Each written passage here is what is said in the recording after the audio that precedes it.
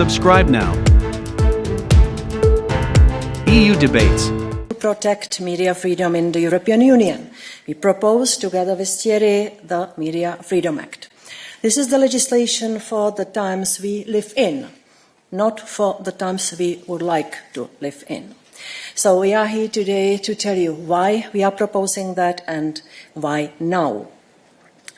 We see a lot of worrying trends regarding media in Europe, and it's not only the matter of one or two countries. What are the negative trends? The journalists were killed for doing their job on European soil. Journalists are spied on. Public service media are under political pressure. State advertising is used in a covert way to support some media over others.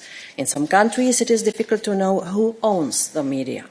Too big concentration presents the risk to media freedom and pluralism. Also, digital transition and the growing power of social media put media in a weaker position. The war of Russia against Ukraine also highlighted the need to take more coordinated action against foreign interference. So we decided to address these trends. As for the safety of journalists, we already took measures. That's the anti-SLAPP regulation against abuse of justice against journalists, and also the recommendation on safety of journalists. While these two initiatives focus on protecting individual journalists, this Media Freedom Act is focusing on protecting the media sector as such. Why now? Because we believe that the prevention is better than cure.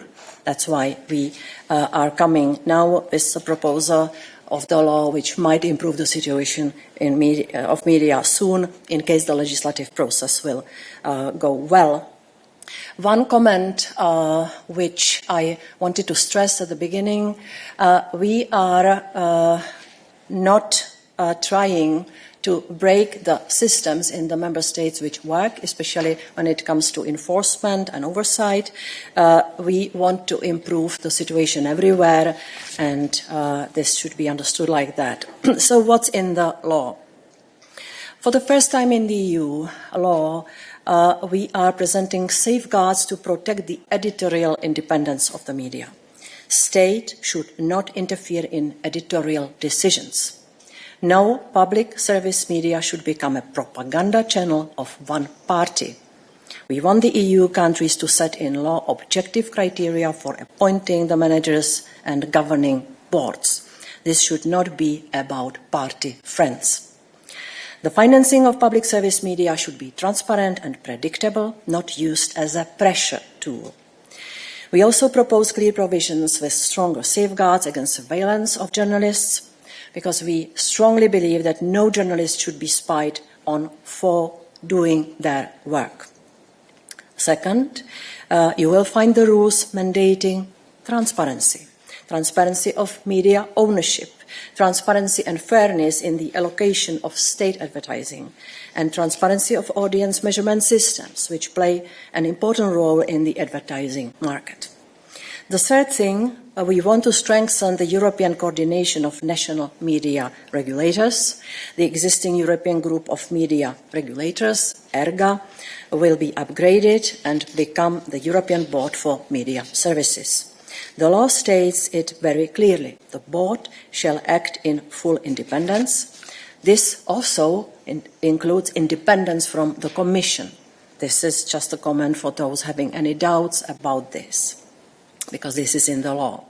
We are creating new mechanisms, such as mutual assistance, to ensure coordination and solidarity in dealing with threats such as foreign propaganda. We have seen that Russia's information war and enforcement of sanctions presented some challenges in this respect. The Act includes new requirements that Member States should follow when it comes to national measures which affect the media and to assess media concentrations. The board will be able to give opinions on both those national measures and media concentrations. And finally, we are proposing more safeguards for media in the online environment. We want to make sure that platforms pay attention to media content produced according to professional standards. Platforms should inform the media before they remove their content.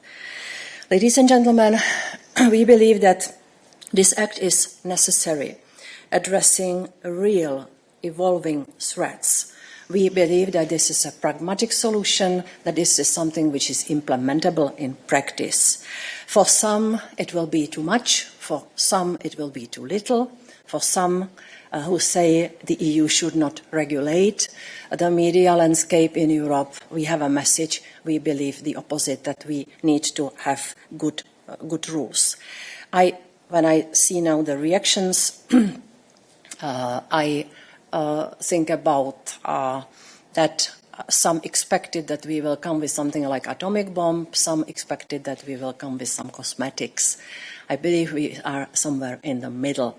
So this is what I mean, that we are proposing something which is pragmatic and which is, I believe, very proportionate. There is no single ideology behind that, because by this proposal we want to support diversity of opinions, and thus we are protecting the freedom of speech.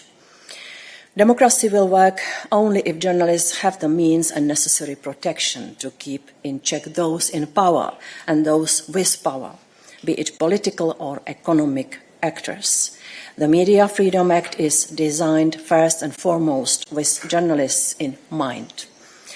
And I believe that we owe more protection to media, because we want a lot from the media. I believe that the media should oppose or present a stable and steady pillar of our European democracy, European plus, of course, democratic systems in the member states. Last point.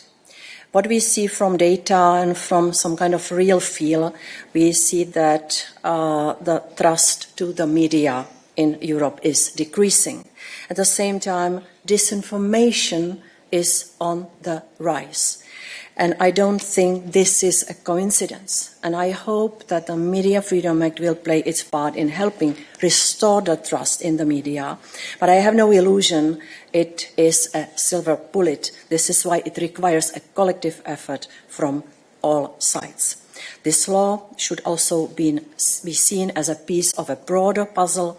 It is a part of our efforts to protect democracy at large and to bring some order in our digital information space. So thank you very much. I expect that we stand ahead of a maybe demanding legislative process, so I stand ready to help this process go on well, because, as I said before, we should have this Media Freedom Act in force as soon as possible. Thank you very much. Thank you very much, Vice President.